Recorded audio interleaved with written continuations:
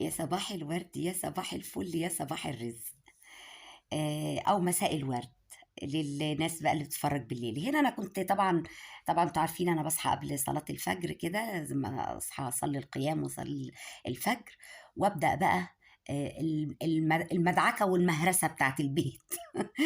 أنا عندي هنا معلقتين سمنة ومكلبزين ومقلوزين كده، وعندي معلقتين زيت. لازم الرز أعمل له زيت، يعني أحط فيه شوية زيت، واحدة مرقة وشوية ملح والمية، وحاسبهم يغلوا عشان أنا هعمل فتة.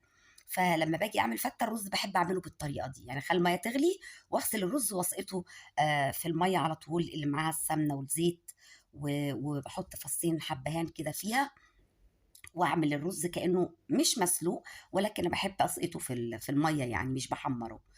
عندي هنا الحله التانية فيها ميه، هحط فيها بصلايه هشقها اربعه كده عشان نسلق حتتين لحمه. حتتين اللحمه دي انا عندي في الديب فريزر، عندي من فتره عندي لحمه، طبقين لحمه، وعندي طبقين فيهم كبد وكلاوي.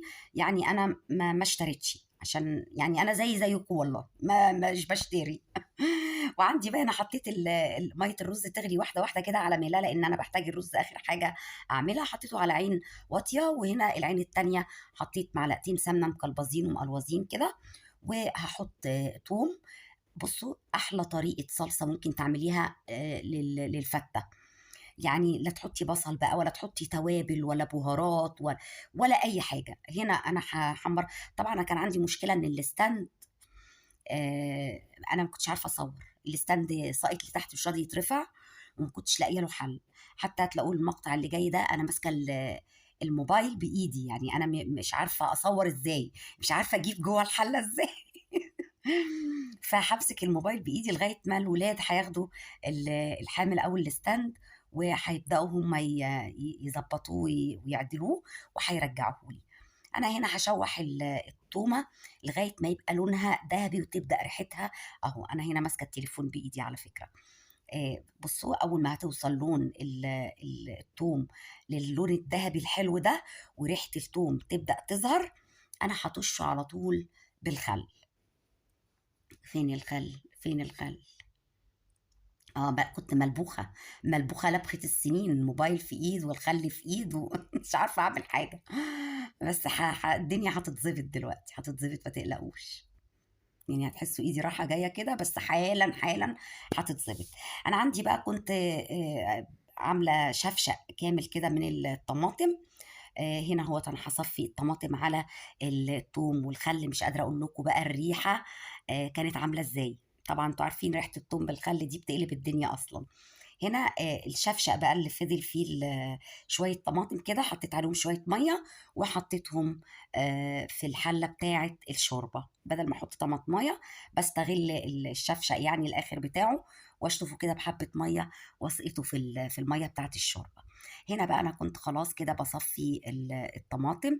وانا بحب بصراحه صلصه الفته تتعمل بطماطم، يعني ما احبهاش تتعمل بالصلصه. يعني انا الصلصه بالنسبه لي المعلبه دي انا لازم تبقى موجوده عندي، بس يعني هي حاجه تكميليه بالنسبه لي، مش يعني مش حاجه اساسيه ابدا.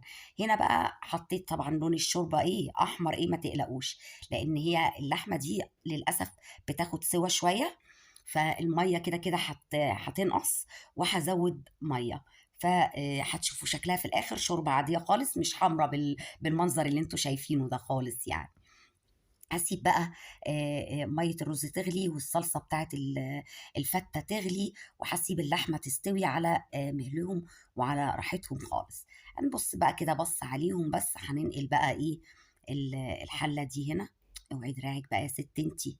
وهننقل حله الميه بتاعت الرز هنا، عشان نحط الرز بقى، عشان الرز كمان يبدأ يستوي. هنا الشوربة كان بدأت اهي تنقص خالص. انا هزودها ميه دلوقتي، ولا انا زودتها؟ استنى هقول لكم.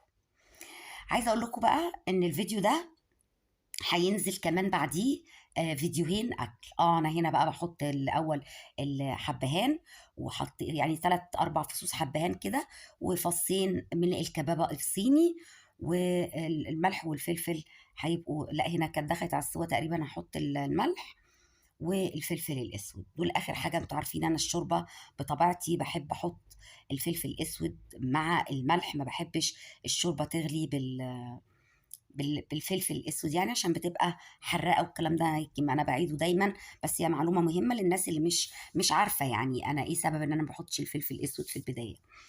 طبعا الفيديو ده وفي فيديوهين كمان هينزلوا لكم اليومين اللي جايين، وبعديهم بقى في بقى فيديوهات نازله ورا بعض.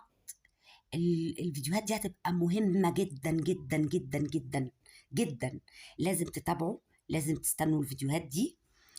هخليكي تشقلبي الدنيا، وهخليكي هبسط لك الحياة تماما يعني، وهخليكي تعملي ترتيب وتنظيم، وتقلبي وتشقلبي بيتك من الأرض للسقف، يعني بدون أي تكاليف. وهقول لك على كل حاجة بتكلفتها يعني.